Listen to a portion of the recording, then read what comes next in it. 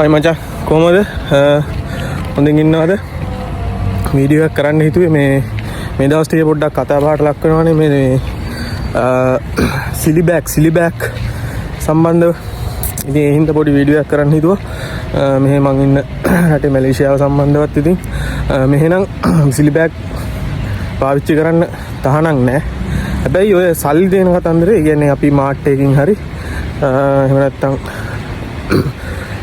shopping mall එකකට හරි ගිහිල්ලා එහෙම ගන්නකොට මේ ප්ලාස්ටික් වලට ඒ කියන්නේ shopping bag වලට යම් කිසි ගාණක් ගෙවන්න ඕනේ. පොඩි ගාණක් ගෙවන්න අවශ්‍යයි. අපිට අවශ්‍ය නම් නැත්නම් අපි ගෙදරින් අරගෙන යනවා. දැන් මම යනවා මේ සුපර් මාකට් එකකට යනවා මෙහි. මම ඕගොල්ලන්ට ගිහිල්ලා ඒ වෙන විදිය මම පෙන්නන්නම්. ඒක යන කඩේ shopping bag තිබ්බොත් මම මේ කොහොමද ගන්න කියලා මම ඔයාලට පොඩි වීඩියෝ ක්ලිප් එකක් දාන්න. එහෙනම් අපි බලමු ගිහිල්ලා මොකද වෙන්නේ කියලා. ඕකේ. लाइन में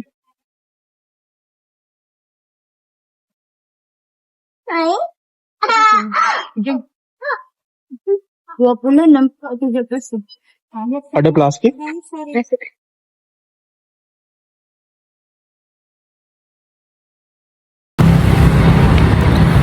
දැක්කනේ මචං මම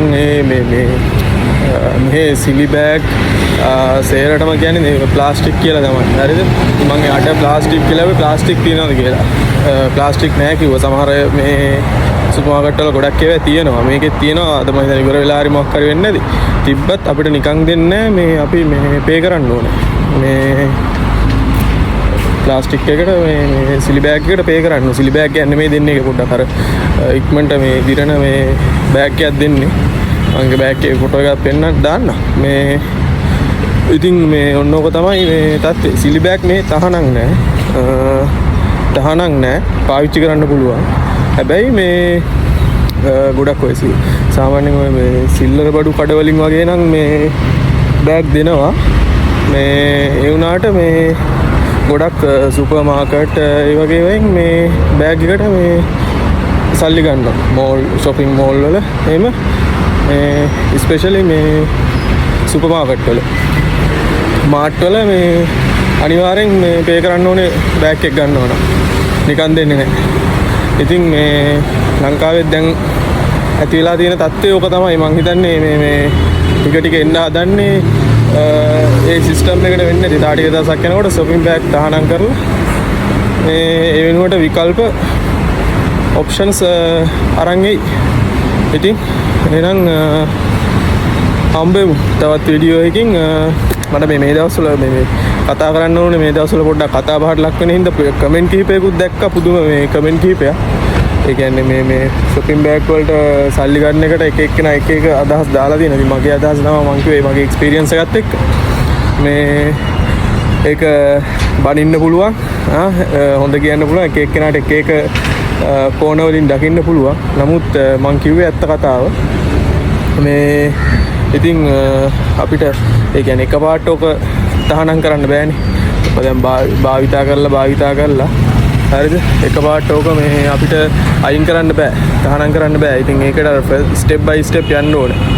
මේ මතකද නැත්නම් ඔය පෞගේ කාලෙක එකපාරට එකපාරට තහනම් කරලා මේ නැති කරන්න ගිහිල්ලා වුණද?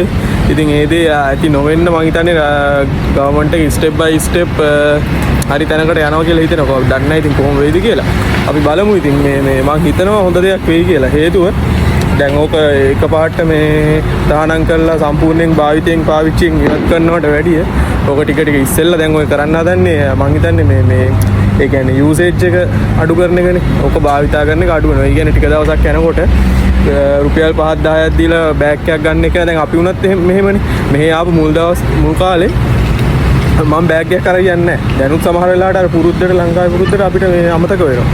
මේක තමයි ඇත්ත. ඉතින් බෑග් එකක් අරන් යන්නේ නැහැ. අපි යනවා ගිහිල්ලා ඉවර මේ සල්ලි දීලා බෑග් එකක් ගන්නවා $2 2ක් 3ක් දීලා. ඉතින් ඊට පස්සේ මේ ටික දවසක් යනකොට ඒක නිකම්ම අපිට හුරුුණා. අපි බෑග් එකක් කොහොම හරි අරන් යනවා. මාකට් එකට යනකොට බෑග් එකක් අරන් යනවා. බෑග් එකේ දායි යනවා. දාංගිලි ඉතින් ගන්න නැහැ. මම අද අර ප්ලාස්ටික් එකක් කිල්ලුවේ ඔයගොල්ලන්ට පෙන්වන්න ඕන හින්දාම තමයි මම ප්ලාස්ටික් තියනවාද කියලා ඇහුවේ. මේ සිලි බෑග් තියනවාද කියලා ඇහුවේ. බෑග් නෑ මං හිතන්නේ බෑග් අද නෑ කිව්වා. ඉතින් මේ ඔන්නෝක තමයි තත්ත්වෙ මට කියන්න ඕනේ මේ බලමු මං හිතනවා මේ හොඳ